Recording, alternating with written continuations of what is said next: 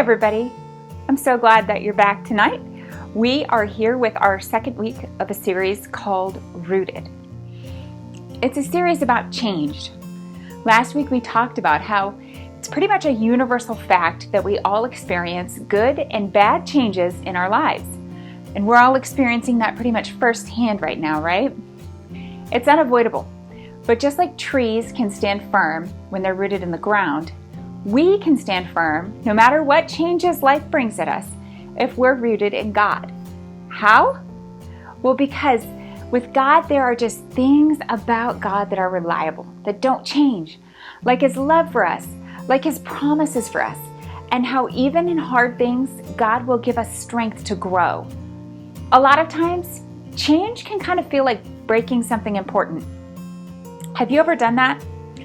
I remember this one time I was at a friend's house when I was maybe middle school, high school, and her mom had this amazing collection of porcelain dolls. And man, she loved those dolls. And there were 5 of us kids hanging out at the house one day when we heard the stomach-sinking sound of a porcelain doll hitting the kitchen tile. We all raced to the kitchen and we stood wide-eyed in a circle around the headless body of one of her mom's favorite dolls. The poor face was just exploded around the kitchen floor. But we immediately dropped down and started trying to fit the pieces together because it felt like a total disaster. It just felt awful knowing how upset her mom was going to be and that there was nothing we could do to put that doll back together. I think that's how change feels sometimes. It's like right now, there's things that are just super different and we want it to go back to the way that it was. But the bad news is there's just a lot of times where that isn't possible. Sometimes change feels like something broken that can't be fixed. And that can leave us feeling sad, angry, frustrated, even helpless.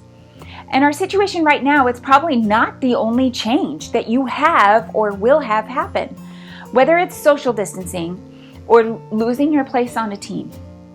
Whether it's getting a terrible haircut or having your folks break up. When you're going through it, it can feel like the end of the story. You may wonder, why doesn't God come and fix it? And instead of feeling rooted and safe, it can make you feel frustrated and disappointed. And for what it's worth for you, almost every person on earth is asking those same questions and feeling those feelings too. But we have something that not everyone has, a promise that God is keeping even in the midst of our challenges. So take a listen to today's lesson and I'll see you at the end.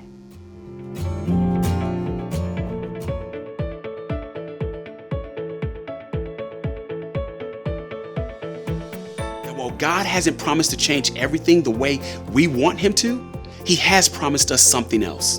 And when we know what that promise is and what it means for our lives, it'll be easier to stay rooted in Him even when He doesn't fix the things we think are broken. In the Old Testament, which is a section of books in the Bible written before Jesus came to earth, there's one main storyline that goes through almost all of the books. It's a storyline of God's relationship with the children of Israel. Through a man named Abraham, God created the nation, or group of people of Israel in an area of the world that we now call the Middle East. It was through that group of people that God would one day send the world His Son, Jesus. So, the nation of Israel was a really big deal to God. They were a part of His plan to free and save the whole world through Jesus. But this group of people had a problem. They kept breaking things, mainly their relationship with God.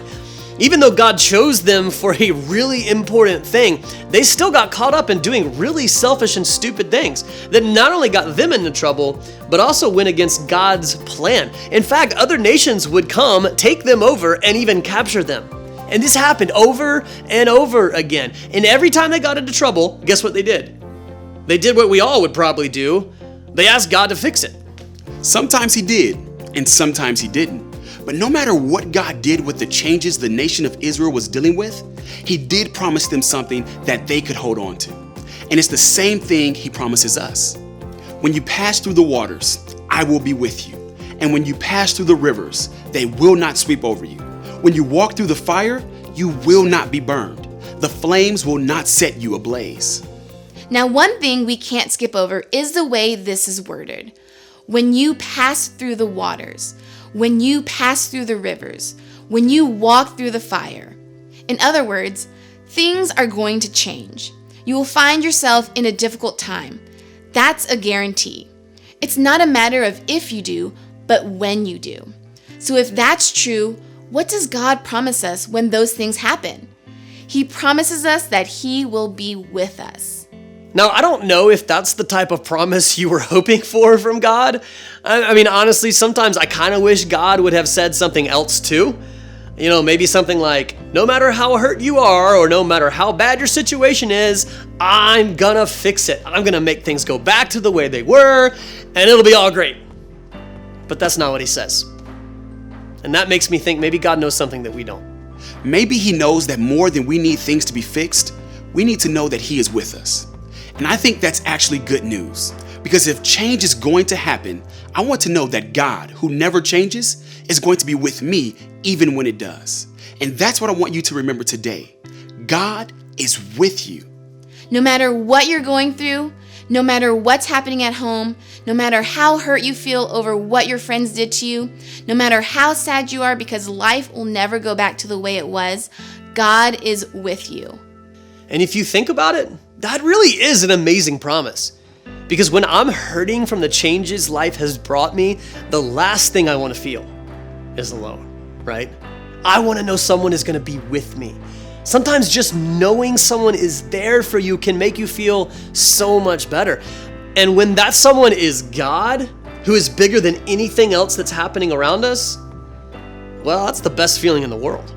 You see, I think that God's presence with us really is the answer that we need. When God finally fulfilled His promise and sent Jesus into the world through the nation of Israel, one of Jesus' names was Emmanuel, meaning God with us.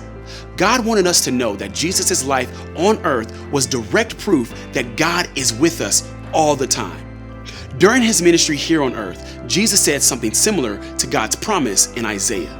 He said, I have told you these things so that in me you may have peace. In this world you will have trouble, but take heart. I have overcome the world.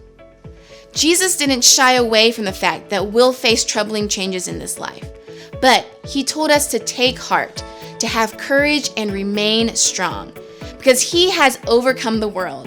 In other words, we can stay rooted in the fact that there is no change of trouble so big that God can't take care of it. He's made the promise to never leave us or to forsake us.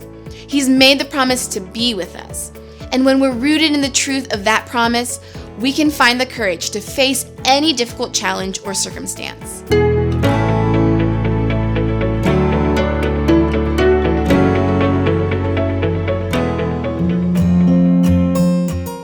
So yeah, what do you think?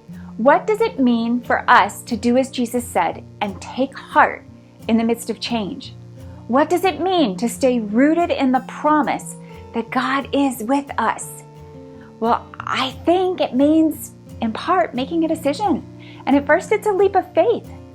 What if you decide to trust God in the middle of your difficult situation?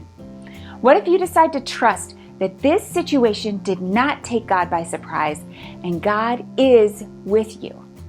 And then you have another decision to make. The decision to change your perspective.